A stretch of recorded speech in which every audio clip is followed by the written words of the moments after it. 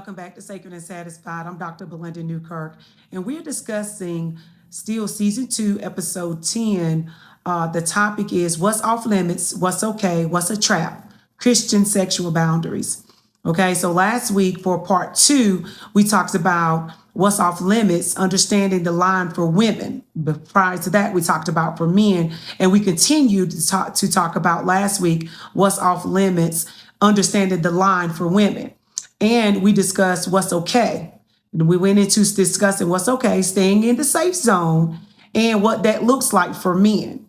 So this week, in part 3 of the episode, under this topic, we're going to be talking about, staying in the safe zone and what that looks like for women. Last week we talked about men. So now we're going to talk about what it looks like for staying in the safe zone, what it looks like for women. Let's jump right into it. Now, for women, staying in the safe zone can look like pacing emotional sex and intimacy. Pacing emotional sex and intimacy. What that means is that deep emotional intimacy too quickly can create attachment before true commitment exists. Meaning that this may lead someone to feel emotionally bonded before discernment is complete. Meaning that you don't know for sure if this man really wants you or going to be with you, but you've already created emotional attachment to them. So wisdom allows time for character to be tested. You got to pay attention to someone's character and integrity. So you got to give yourself time before you jump head over heel emotionally and be emotionally attached to someone. Okay. If we go to Proverbs chapter 19, verse 2, it says, desire without knowledge is not good. Okay, how much more will our hasty feet miss the way? Because if we jumping into something so quickly, we moving so fast because we feel like we don't want to lose anyone and we so emotionally invested in them, then it is not good because we don't have no knowledge and understanding. And God speaks of being wise and making wise decisions. Okay, so fast emotional intimacy often creates attachment before clarity. All right. So for women staying in a safe zone, you got to can look like pacing emotional intimacy and sex. You got to pace that, right? Another thing for women staying in the safe zone, it can look like not using physical affection to gain reassurance. Don't use physical affection to gain reassurance. Meaning physical affection should not become a way to secure validation, reduce insecurity, keep someone interested. It should not. All right. Identity and worth should be rooted in God. Your identity and worth, like a kingdom identity, what we've been talking about as believers at Koinonia Christian Center Church, where I belong. It says your kingdom identity. It should be rooted in God, not within someone else, not another person's affection, not of other person's beliefs, not other person's opinion or thoughts. In Psalms 139:14, it says, I praise you because I am fearfully and wonderfully made. God made us fearfully and wonderfully made. Affection should express connection, not compassionate for insecurity. Not compassionate for insecurity. All right. Another way that women can stay in the safe zone is being mindful of how touch affects both your body and theirs. How does it affect you and how does it affect the person? How does it affect the person that you're with? Boundaries require considering not only your own triggers, but the other person's as well. All right. Does this stir them more than it stir me? Because like I said, kissing and hugging may not bother you as much as it may bother the man. This is wise for both of us. Is this wise for both of us to be hugging and laying up on each other, to be kissing and caressing each other? All right. Love considers the other person's spiritual well-being as well. All right. In Romans chapter 14, verse 19, it says, let us therefore make every effort to do what leads to peace and mutual edification. Mutual edification, not just what's good for you, but what's good for the other person as well. Love asks not just, am I okay, but are we both protected? You got to consider the other person's feelings and thoughts as well. Now, let's look at Romans 13:14. Romans 13:14. It says, make no provision for flesh to gratify its desires. Do not set yourself up to fail. Don't create easy access to temptation. Don't create easy access to temptation. Assume discipline will carry you through every moment. Don't assume that the discipline can carry you through every moment for every situation, right? And don't leave unnecessary doors open. Just don't do it. This for men and women. Just don't do it. That's what Romans 13:14 says. Make no provision for flesh to gratify its desires. In the flesh dwells no good thing. Provisions means preparation. Okay? Paul is saying don't arrange your life in ways that make sin easier. Because sin is easy, so don't arrange it so you can make it easier. Don't set yourself up. Many people pray for strength while still preparing their environment for failure. How are you praying for strength if you steadily preparing the environment for failure? You're putting yourself in a situation that's a lose-lose. And you know what your triggers are. You know where the boundary lies. You know that you cannot handle it, but you're setting yourself up there. You're preparing the environment for failure. The safe zone isn't about fear. It's about foresight. It's about foresight. Boundaries are not about being scared of sex or relationships. They are about wisdom. Seeing where something could lead and making choices now to prevent regret later. You don't want to do it and like, oh my God, I shouldn't have did that. Now I feel bad. And then you feeling harsh on yourself because of decisions that you prepare for. All right? Biblical wisdom anticipates consequences before they happen. That's biblical wisdom. In Proverbs chapter 27, verse 12, it says, the prudent see danger and take refuge. The prudent does. Foresight says, I respect my future to make too much to be careless in the present moment. I respect my future, my values about who I am. You respect it too much to be careless in the present moment. Self-gratification just for this moment. Okay? So now I want to shift the focus. So we just got finished talking about what's off limits. We talked about what's off limits in the first episode, understanding the line. And then we talked about what's okay, staying in the safe zone. And we talked about it for what it looks like for men. And we also just talked about what it looks like for women. Now I want to shift. I want to talk about what's a trap. What is a trap? When we blur the lines. What's a trap when we blur the lines? Now, a trap is when we see something. When we see something, feel holy because we want it to be. A trap is when we make something, is when we make something feel holy because we want it to be. And you know what that means. Okay, a trap isn't always something obviously wrong. It's when we rebel or justify something so it feels acceptable, even if deep down we know it's not aligned with our values. That's a trap. You know, it's like convincing yourself that it's okay because it feels right. That it's okay because this is different. It's different this time. That it's okay because this isn't really sin. You're trying to convince yourself. The heart can justify what it wants. You know and I know it can justify what it wants. In Jeremiah chapter 17, verse 9, the heart is deceitful above all things. It says the heart is. We can emotionally bless something God hasn't approved. And we good for that. We want to put God blessing on it because it feels right. It felt good. God put him in my spirit. God put him in my eyesight. God put us together. The moment was just perfect. We don't always fall into sin. What we do, we sometimes walk and talk ourselves right into it. We convince ourselves that it's right, and we put God's blessing on it. And then when things go haywire, get out of control, we want God to come in and fix what we intentionally put ourselves in. Okay? There are common justifications that we use when they're close to crossing or already crossing the boundaries. There's justifications. That's simply what it is. This is where people say things like, we didn't go all the way. Okay? This reduces sexual boundaries to just intercourse. You know, we didn't go all the way, you know what I'm saying? So we were going to reduce the sexual boundaries since we didn't go all the way and have intercourse. So you're ignoring everything leading up to that. That's what you're doing. It creates a false sense of innocence. As long as we stop before that, then we are okay.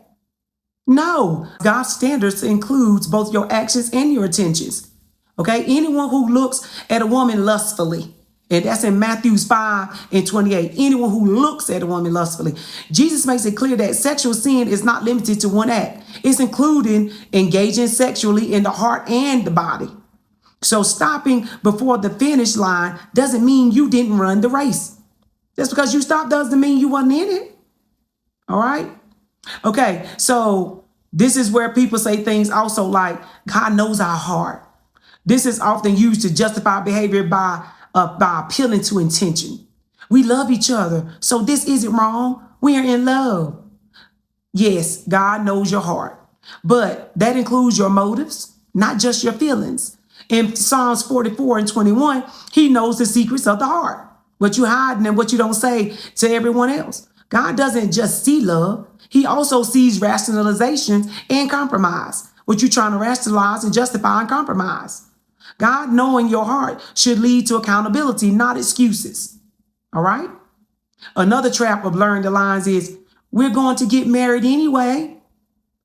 This treats future commitment as permission for present behavior. Okay? It assumes since we plan to do it later, it's okay right now.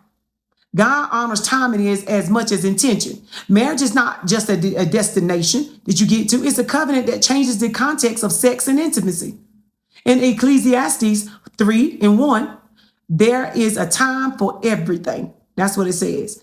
Right actions at the wrong time is still outside alignment. The right action at the wrong time is still outside alignment. Future promises don't justify present disobedience. Obedience is still better than sacrifice. All right? Also, a trap of blurring the lines is this is how we can stay connected. This suggests that physical or sexual closeness is necessary to maintain emotional connection. Is that what you're saying? It creates dependency. Without this, we'll drift apart. Okay? No. True connection is built on communication, trust, shared values, and spiritual alignment. That's what it is. Not physical intimacy alone. Not sexual intimacy alone. It's not. In 1 Corinthians 13 and 5, love is not self-seeking. That's what it says. If a relationship depends on physical closeness to survive or sex to survive, it's not as strong as it feels. It's not as good as you make it seem. Okay? Now let's look at what this looks like for men. Now for men, traps often look like confidence and self-control without accountability. All right? Now this looks like I've got this. I won't go too far. I know my limits. My pull-out game is strong. Now this is what it looks like for men. The traps that often looks like confidence in self-control. That's what you think. But there's no accountability, no boundaries, and no external support. Overconfidence is repeatedly warned against in scripture.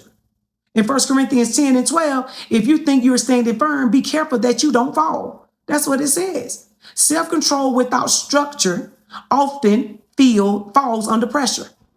It falls under pressure. Confidence without accountability is often the beginning of compromise. You're going to start compromising with yourself. You think you got it all under control. Self-control without accountability is what it is. All right. Another trap for men is trusting attraction more than wisdom. Choosing feelings over discernment. This feels right. We have a strong connection. Feelings come and go. Feelings are real too, but they are not always reliable guides. You know that. Our feelings change from one moment to the next. Proverbs chapter 3, verse 5, trust in the Lord and lean not on your own understanding. Chemistry can feel convincing, but wisdom sees what chemistry ignores. Okay, we got to be wise. A third trap for men is assuming grace will cover repeated boundary crossing. You flirting with God's grace. Cheap grace is what I call it. The mindset says God will forgive me, so it's not the big deal. Really, grace forgives. Cheap grace, you know what I'm saying? You trying to play with God's mercy and grace, but it was never meant to be used as permission. Romans 6 verses 1 through 2 says, shall we go on sinning so that grace may increase? By no means. Grace restores. It does not excuse repeated disregard for wisdom. All right. Now let's look at women. Now for women, traps often involve emotional justification, right? Believing intimacy will lead to commitment. That's what women do. If I give more of myself, he'll choose me. If I have sex with him more, if I engage with him more, he'll choose me. Commitment should come from clarity, not emotional or physical investment. All right. In Proverbs chapter 31, verse 11, a trustworthy partner is chosen for character and value, not gained through pressure. Intimacy cannot secure what discernment has not confirmed. You can't get it by sex alone. What discernment has not confirmed. And if it is, it has no foundation. It's built on sand. Also, a trap for blurring the lines for women is confusing closeness with covenant. Feeling deeply connected does not mean you are committed in a lasting, secure way. Closeness can feel like permanence, but it's the same. But it's not the same as a covenant. It's just not. Covenant involves commitment, accountability, public agreement, spiritual responsibility. That's what covenant involves. And Malachi chapter 2, verse 14 says, marriage is described as a covenant before God. Before God. So closeness feels strong, but covenant is what makes it secure. You got to have the covenant in place. Marriage. So lastly, a trap of blurring the lines for women is allowing guilt or empathy to override discernment. What this looks like is staying because you feel bad. I got to give him some. I feel bad. I got him up to this point. I worked him up. Giving in because you don't want to hurt someone. You don't want to hurt his feelings. Compromising because you understand their struggle. You understand how they feel. Love includes compassion, but not the expense of truth. Truth above all else is what you need. Ephesians chapter 4, verse 15 says, speak the truth in love. Say things out of love. Empathy without boundaries often leads to self-compromise. If you don't have a boundary, it's okay to feel like someone feels and put yourself in their shoes, but you got to have boundaries. Playing with God's grace is dangerous because grace was never meant to be a loophole, and people are using it as one. Grace is not a system to justify repeated behaviors, avoid responsibilities, or ignore growth. That is not what it is. Playing with God's grace causes spiritual stagnation. Taking grace lightly can hinder personal growth, deeper understanding of faith, of your faith. Playing with God's grace can strain relationships. It may weaken the relationship with God that you have, as grace is seen as an entitlement rather than a gift. Also, it causes consequences for your actions. Ignoring the weight of grace can lead to negative life outcomes, as actions still have repercussions. In Titus, grace empowers transformation. That's what it does. It doesn't enable stagnation. In Titus chapter 2, verse 11 through 12, grace teaches us to say no to ungodliness. That's what it does. All right. In Galatians chapter 6 and 7, it says, do not be deceived. God cannot be mocked. A man reaps what he sows. Your choices produces outcomes. Even if forgiveness is available, consequences still follow patterns. Emotional, relational, and spiritual. Sowing and reaping is a principle of life. You cannot consistently plant one thing and expect a different result. Okay? Grace forgives, but patterns still produce outcomes. All right? If grace isn't changing you, it's being misunderstood and misused. All right? A trap isn't accidental. It's often predictable. All right. Most people don't suddenly fall into unhealthy situations. They ignore warning signs, repeat patterns, stay too long in risky environments. The outcomes become predictable. The Bible, wisdom recognizes danger easily and early. All right. In Proverbs chapter 27, verse 12, the prudent see danger and take refuge. I said it earlier. Most traps don't appear suddenly. They develop gradually. And you got to be mindful of that. So let's look at our affirmation. It's the same one we've been saying. I establish and honor clear sexual boundaries rooted in God's truth, not cultural confusion, choosing wisdom over impulse and alignment over compromise. Now let's look at our reflection question for the week. Have I been calling something okay that I know deep down is slowly leading me away from peace, clarity, and God's design? Have I been calling something okay that I know deep down is slowly leading me away from peace, clarity, and God's design? Just think about it. Reflect on it. Okay? Drop me a comment, in the section and talk about it. So a trap is not always obvious sin. It is often a subtle compromise wrapped in justification. We good at justifying what we want to do. All right. It's when we use feelings, intentions, or future plans to make something outside of God's design feel acceptable for us. We throw scripture in it. Scripture, we put our own thoughts and feelings in it. Scripture reminds us that wisdom requires honesty, not excuses, because what we repeatedly allow, we eventually become. And what we consistently choose, we eventually reap. Okay? Thanks for joining me. This is Sacred and Satisfied. I'm Dr. Belinda Newkirk. And I'll see you next Thursday night. Hey! Listen, I don't know about you, but I'm excited about my future. Why? It's gonna be big.